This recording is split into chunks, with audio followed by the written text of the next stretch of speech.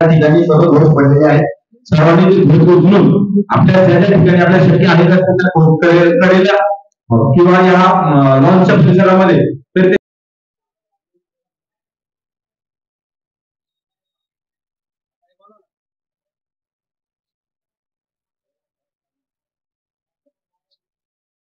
आज या ठिकाणी श्रद्धेय बाळासाहेब आंबेडकर साहेब सन्माननीय या नाशिक लोकसभा मतदारसंघाचे उमेदवार करमभाऊ गायकर यांच्या प्रचार सभेसाठी उपस्थित राहून आम्हा सर्व नागरिकांना मार्गदर्शन करणार आहेत.